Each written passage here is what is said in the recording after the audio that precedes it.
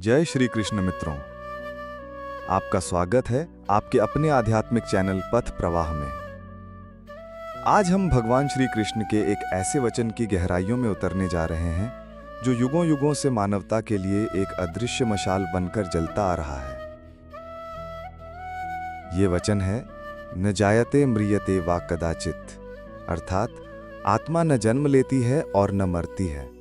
आत्मा अजर, अमर और अविनाशी है। पर क्या ये वाक्य मात्र धार्मिक कहावत है? क्या ये कोई प्राचीन दर्शन है जिसे केवल मठों या आश्रमों में ही समझा जाता है? तो चलिए इस सत्य में प्रवेश करते हैं। दोस्तों, जीवन में सबसे बड़ा प्रश्न है, हम कौन हैं? क्या हम ये शरीर हैं या हम वो शक्ति हैं जो शरीर को चला रही है? जब श्री कृष्ण ने अर्जुन को ये उपदेश दिया कि आत्मा न जन्म लेती है और न मरती है, आत्मा अजर, अमर और अविनाशी है, तो उन्होंने केवल अर्जुन के संशय को दूर नहीं किया, बल्कि संपूर्ण मानवता को जीवन का शाश्वत सत्य बताया। हम जब किसी को खोते हैं तो हमारा मन रो पड़ता है, टूट जाता है। हमें लगता है कि सब कुछ समाप्त हो गया, लेकिन क्या वास्तव में कुछ समाप्त होता है? मृत्यु केवल शरीर का अंत है, आत्मा का नहीं। आत्मा एक शरीर से दूसरे शरीर में यात्रा करती है। जैसे कोई इंसान पुराने कपड़े बदलकर नए कपड़े पहन लेता है, उसी तरह आत्मा पुराने शरीर को छोड़कर नया शरीर धारण करती है। सोचिए, बचपन में हमारा शरीर कैसा था और आज कैसा है? हर क्षण हमारा शरीर बदल रहा है, कोशिकाएं बदल रही हैं, रूप बदल रहा है, फिर भी हम वही मैं हैं। ये मैं शरीर नहीं है, बल्कि आत्मा है। यही आत्मा शाश्वत है, यही हमें जीवित रखती है। यही वो शक्ति है जो कभी बूढ़ी नहीं होती, कभी मरती नहीं। अगर आत्मा मर जाती तो जीवन का कोई अर्थ ही नहीं रह जाता, फिर कर्म का भी कोई महत्व नहीं होता। लेकिन आत्मा अमर है, इसलिए हमारे कर्म भी व्यर्थ नहीं जाते। जो हम करते हैं उसका प्रभाव हमारी आत्मा के साथ जुड़ जाता है। यही कारण है कि जीवन में हमें धर्म का पालन करना चाहिए, अच्छे कर्म करने चाहिए, क्योंकि जब शरीर छूट जाता है तब भी आत्मा उन कर्मों का फल लेकर आगे की यात्रा पर निकलती है। मृत्यु का भय मनुष्य को सबसे अधिक सताता है। यही भय उसे कमजोर बनाता है। लेकिन जिसमें आत्मा की अमरता को समझ लिया, उसके लिए मृत्यु का कोई भय नहीं रह जाता। वो जानता है कि मृत्यु केवल एक द्वार है, एक पड़ाव है, जिससे आत्मा नए अनुभवों की ओर जाती है। संत महात्मा मृत्यु से नहीं डरते, क्योंकि वे जानते हैं कि आत्मा को कोई नष्ट नहीं कर सकता। आत्मा को न आग जला सकती है, न पानी भिगो सकता है, न वायु सुखा सकती है और न कोई अस्त्र काट सकता है। आत्मा शुद्ध चेतना है जो सदा रहती है। अगर हम ये समझ लें कि हम आत्मा हैं, तो जीवन का दृष्टिकोण पूरी तरह बदल जाएगा। फिर हमें दुख कम सताएंगे। मान लीजिए किसी की नौकरी चली गई या व्यापार में हानि हो गई।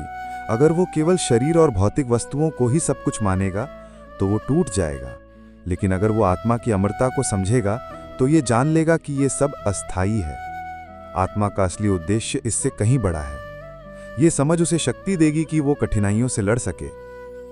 भगवान कृष्ण ने अर्जुन को युद्ध भूमि में यही ज्ञान दिया। अर्जुन सोच रहा था कि अगर उसने अपने रिश्तेदारों, गुरुओं और प्रियजनों को मार दिया तो सब कुछ खत्म हो जाएगा। लेकिन कृष्ण ने उसे समझाया कि तू जिन शरीरों को मारने की सोच रहा है, वे वास्तव में आत्मा नहीं है।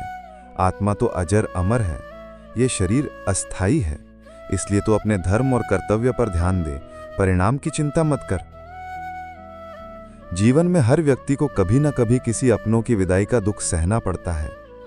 लेकिन जब हमें ये ज्ञान होता है कि आत्मा न जन्म लेती है और न मरती है, तब हमें भीतर से शक्ति मिलती है।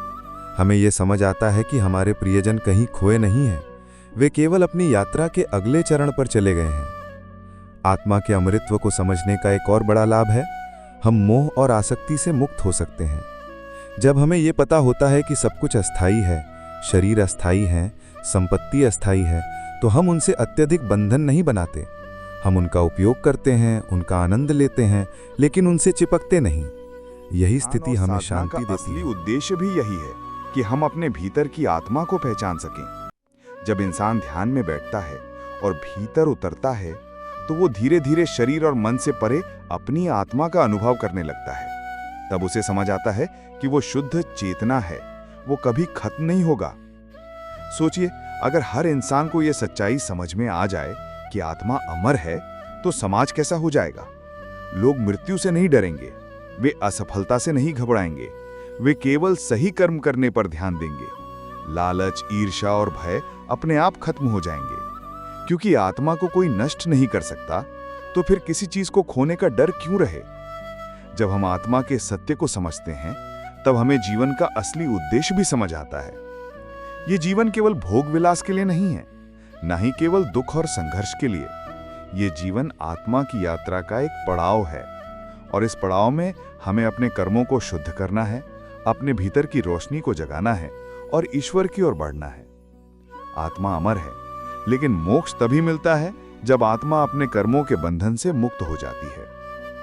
इसलिए हमें अपने कर्मों को धर्म और सत्य के अनुसार करना चाहिए, तभी आत्मा अपनी ऊंचाई पे पहुंच सकती है। दोस्तों, जब भी जीवन में कठिनाई आए, जब भी असफलता मिले, जब भी मृत्यु का भय सताए, तो बस इतना याद रखिए, आत्मा ना जन्म लेती है और ना मरती है। आत्मा अजर, अमर और अविनाशी है। यही ज्ञान हमें शक्ति देगा, यही ज्ञान हमें शांति देगा, और यही ज्ञान हमें मोक्ष की ओर ले जाएगा। आज के लिए इतना ही मेरे प्यारे साथियों। जाते जाते एक फिर आपसे गुजारिश है कि अगर आप मेरे चैनल पर नए हैं तो कृपया इसे सब्सक्राइब करें और बेल आइकन दबाना ना भूलें। श्री कृष्ण जी के लिए एक लाइक करें और कमेंट में जय श्री राधे कृष्ण जरूर लिखें। अगले वीडियो में फिर मिलेंगे, तब तक के लिए आप सभी को धन्यवाद। जय श्री कृष्ण, राधे राधे।